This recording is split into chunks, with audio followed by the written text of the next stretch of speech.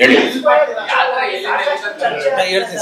ಅದು ಮುಂದೆ ಹೇಳ್ತಾರೆ ಅಧ್ಯಕ್ಷರು, ಅದೆಲ್ಲ ಮಾಹಿತಿಯನ್ನು ಕೂಡ ಅದು ಹೇಳ್ತಾರೆ. ಏನಾದ್ರು ನಂಗೆ ಪ್ರಶ್ನೆ ಇದ್ರೆ ಕೇಳಿ.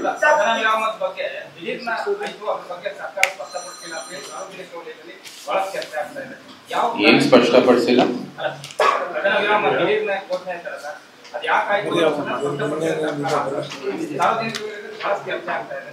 ನೋಡಿ. ಎಲ್ಲಾನು ಕೂಡ ಇಂಥ ಒಂದು ಸಮಯದಲ್ಲಿ, ಇಂಥ ಒಂದು ಸನ್ನಿವೇಶದಲ್ಲಿ ಎಲ್ಲರೂ ಕೂಡ ಬಹಿರಂಗ ಮಾಡೋದು ಬಹಳ ಸುಲಭ ಅಲ್ಲ. ಸೂಕ್ತ ಸಮಯದಲ್ಲಿ ಎಲ್ಲಾನು ಕೂಡ ಬಹಿರಂಗ ಮಾಡ್ತಾರೆ.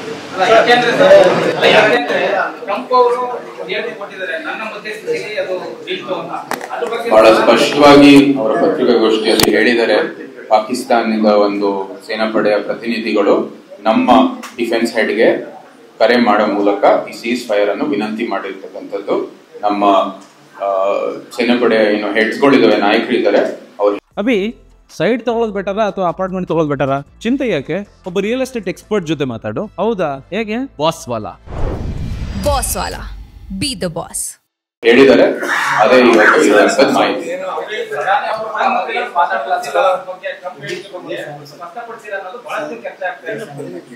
ನಮ್ಮ ಏನು ಸಶಸ್ತ್ರ ಸೇನಾಪಡೆಗಳ ನಾಯಕರು ಪತ್ರಿಕಾಗೋಷ್ಠಿ ನಡೆಸಿರೋ ಸಂದರ್ಭದಲ್ಲಿ ಅವ್ರು ಏನ್ ಹೇಳಿದ್ದಾರೆ ಅದೇ ಇವತ್ತು ನಿಮ್ ಮುಂದೆನೆ ಹೇಳ್ತಾ ಇರೋದು. ಪಾಕಿಸ್ತಾನದ ಸೇನೆಯ ಏನು ಅವರ ಪ್ರತಿನಿಧಿ ಇತ್ತು, ಅವರು ನಮ್ಮ ಭಾರತ ಸೇನಾಪಡೆಗೆ ಕರೆ ಮಾಡೋ ಮೂಲಕ ಒಂದು ಸೀಸ್ ಫೈರ್ ಬೇಕು ಅಂತ ಅವರು ವಿನಂತಿ ಮಾಡ್ತಾರೆ. ಸರ್, ಅವರು ಯುದ್ಧವನ್ನ ನಾವು ಗೆದ್ದಿದ್ದೀವಿ ಅಂತ ಅವ್ರು ಹೇಳ್ತಾರೆ. ಅಂದ್ರೆ ಕದನ ವಿರಾಮವನ್ನು ಅಷ್ಟು ಸುಲಭವಾಗಿ ಒಪ್ಕೊಳ್ಬಾರ್ದಾಗಿತ್ತು ಅಂತ.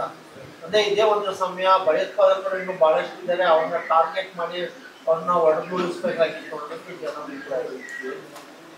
ಯುದ್ಧ ಗೆಲ್ಲದು ಸೋಲದು ಅಂತಲ್ಲ. ಅಲ್ಲ, ಯುದ್ಧ ಅಂತಲ್ಲ, ಭಯೋತ್ಪಾದಕರ ಕ್ಯಾಂಪ್ಗಳಲ್ಲಿದೆ, ಅದನ್ನ ಮತ್ತಷ್ಟು ಟಾರ್ಗೆಟ್ ಮಾಡಿ ಅದನ್ನ ಒಳಗೂಡಿಸ್ಕೊಳ್ಳೋದಾಗಿತ್ತು. ಭಾರತ ಸರ್ಕಾರ ಅವರು ಏನು ಮುಂದೆ ಬರುವಂತದ್ದು ಸೂಕ್ತ ಕ್ರಮ ತಗೋಬೇಕಾಗಿದೆ, ಅದು ತಗೋತಾರೆ.